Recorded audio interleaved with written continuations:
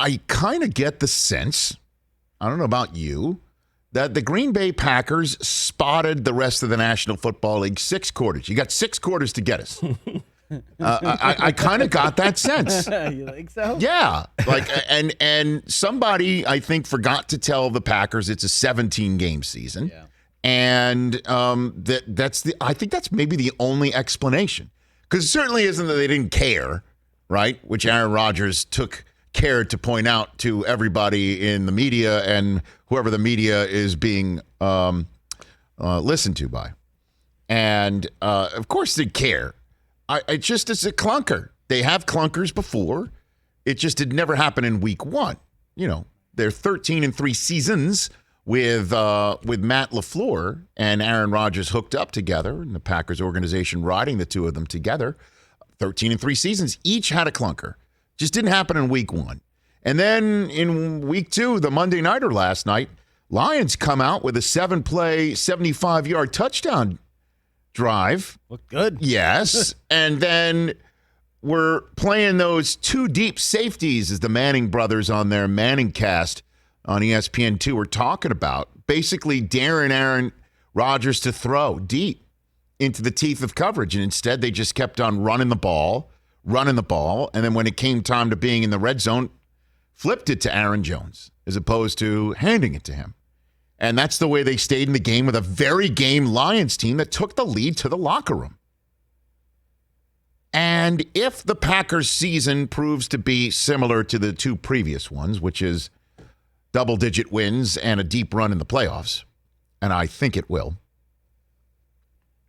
we'll look back on the first drive of the second half of Monday Night Football and say that's the moment.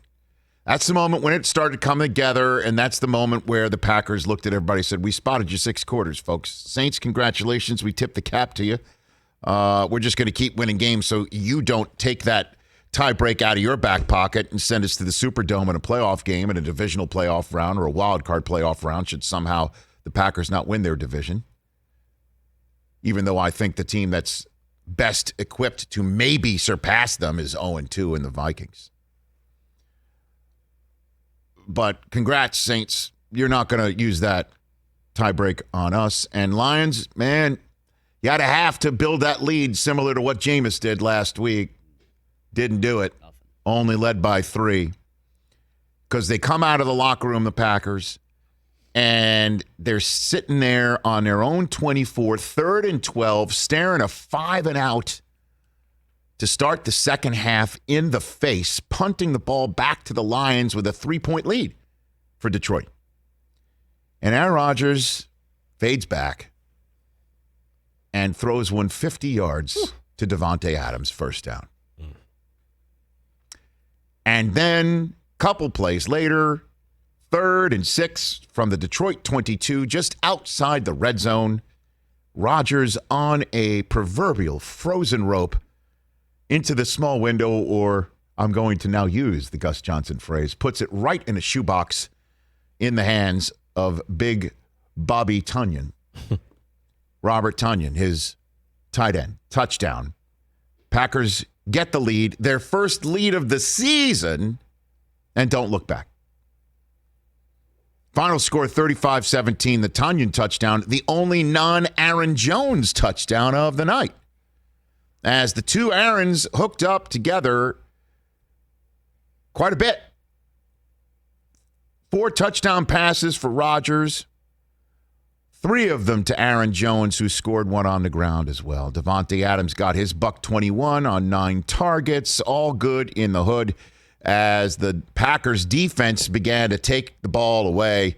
Certainly helped when Jared Goff fumbled a snap of a wet ball with rain coming down.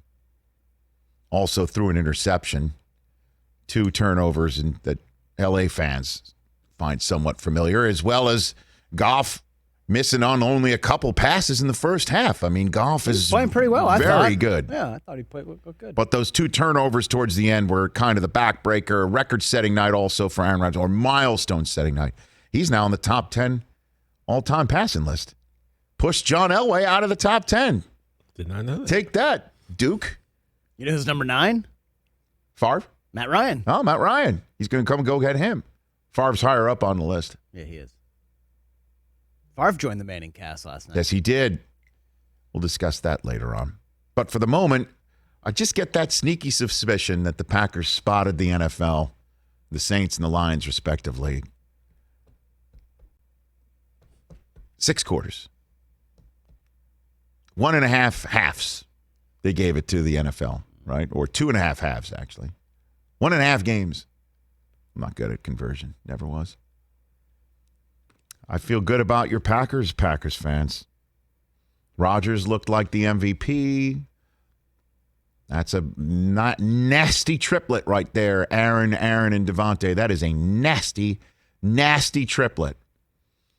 Definitely one of the top triplets in the game, if not the top triplet in the game. Okay? Nasty. As you know, I think Kansas City's triplet is Mahomes, Hill, and Kelsey. Wow, if we were doing running back. Understand? I know. So they're off to San Francisco. That's a kind of a blood sport game. As you know, San Francisco stood in the way of Green Bay a couple years ago. Handed them one of the clunkers in the regular season 2 years ago. Then beat them to gain the Super Bowl to represent the NFC. So Green Bay looked like the team that can do some damage deep into the season last night. And we'll see if they can put it together.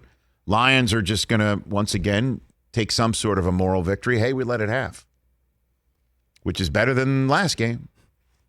All you got to do is now do that at the end of a second half, and you're in good shape. They just treated that first game like the 4th preseason game, really. I just think Feels like that, right? I don't know what happened. That was weird. I think it was just a general sense of 12's back, roll it out there. They're not fully healthy. I guess it doesn't matter now either, right? Yeah. That That it's just done, in the books, moved on. They came up with the big win, their only Monday night home game. And Rodgers, after the game, was feeling it. This is what do you have to say about all those that were saying the nay, the old naysayers? Here it is. I think that there's